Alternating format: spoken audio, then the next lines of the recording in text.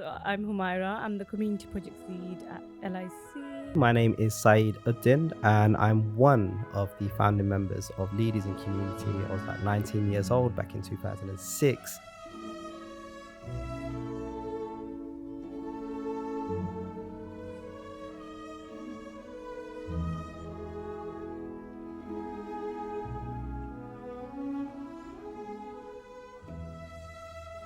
So I oversee and manage the community projects. So that's split up into health and wellbeing, IT and skills, and then youth support, right? Obviously, you've been around with LIC for a long time. You joined Be Inspired, right? Mm-hmm. When you were how old? I was 13. And how old are you now? 23. So you're still a young person, Mm-hmm. technically under Just about 1 year. yeah, but still counts. Still counts. And you are a British Bangladeshi, Mm-hmm. right? Yep. And that's what this kind of month is all about. So it's all about celebrating South Asian heritage, particularly for us. Obviously, it's going to be South Asian heritage in the UK. And we're better to celebrate South Asian heritage than Tower Hamlets. I just felt that, we want to be, as young people at that time, we want to be decision makers. We want to cut out the middlemen, so to speak. We felt we had great ideas that would really benefit our peers, particularly those from ethnic minority backgrounds and mixed heritage backgrounds. And we just wanted to find out, what do we need to do to get money to, bring our vision into reality. And here we are, about 18 years later. I mean, each of the founding members of Leading Community probably had their own personal motivations for it. But I think one of the things that we're all united in was that we wanted to create a space that was for all young people. I mean, there was definitely a disconnect between me and my peers from Bangladeshi background and people of an older generation. We just felt like the decision makers at the time didn't really understand our needs, kind of set in their ways a little bit. This is one of the reasons why we kind of set up Leaders in Community, so that we can have a little bit more control over, provide the kind of support that we know our peers needed at that time. What does being British Bangladeshi mean to you? More than what it means to me, I guess it's more about, what it makes me feel, especially here in the UK, right? So just a tiny bit of backstory. So obviously, back when the migration of Bangladeshis happened, Bangladesh is very famous and popular for textiles. So I actually found that out recently, that it wasn't just generally, but in particular, it started off with the arts and textiles that they were brought in for. And obviously then some stayed, and that's how the migration started. Obviously they came, and it was very tough. Like, let's be honest, it was tough for them. It wasn't an easy journey. It was hard for them. So I guess it makes me feel proud that, however they got here. We're all here now. We're on, some people, third, fourth generation, right? So I guess I'm proud that, we're able to represent Bangladeshis, and that Bangladeshis have a place here, in the UK. Yeah, unfortunately, Tower Hamlets is one of the most deprived boroughs in the whole country. And I mean, where we work now in Tevye, I mentioned it last time, it ranks very highly on the index for multiple deprivation. There's specific wards that we operate in. So yes, it's always been an area that's been kind of poverty stricken, but has bred very resilient individuals.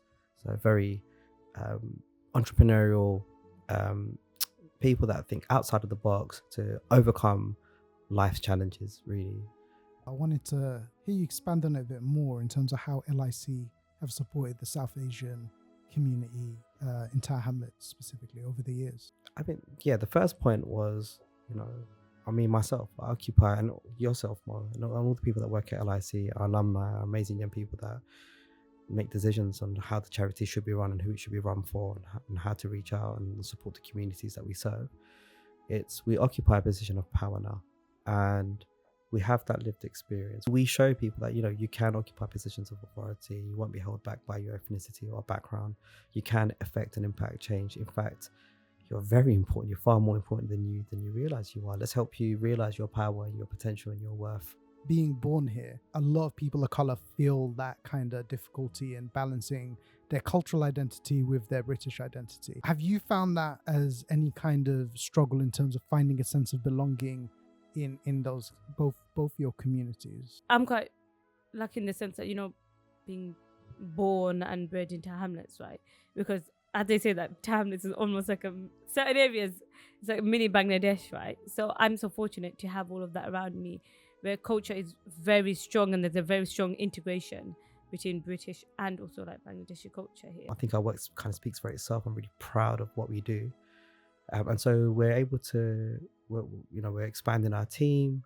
So that comes, with that comes a few positive challenges to make sure that we still stay true to ourselves, our vision, and we don't dilute the quality of our work as well. It just adds strength. We want to expand. We want to share all of our experiences and good practice more widely. So we want to expand into other spaces. And as for this space, it's been a wonderful opportunity to actually develop a holistic approach to supporting young people in communities. So we work with them, meet them, meet their needs. So it might be building up confidence and employability skills, or providing a social hub for a group, supporting their well-being, etc. So we build up relationships with people, and then we get these different groups of individuals that we're supporting from all backgrounds and ages to actually engage in dialogue, get to know one another, form connections, gaining insight into each other's happiness and struggles, create a sense of empathy, build in a sense of empathy into our leaders as part of their leadership journey. It's such an important quality that not all leaders possess. So when our young people occupy some form of leadership later, whether that's at work, at home, wherever, that they retain this sense of humanity and empathy, that they know their decisions will have an impact on a lot of people, and that they are mindful of that impact. They're mindful of the power that they possess. So that's what this space has enabled us to do. It's helped us connect the dots between a food co-op project and our women's empowerment project. So it's almost like we can offer a curriculum of services that's helping our young people and communities grow and benefit from. And I think that's one of a strong case that we're making, that a grassroots organization managing a community space is able to respond quite rapidly and meet the needs of a wide range of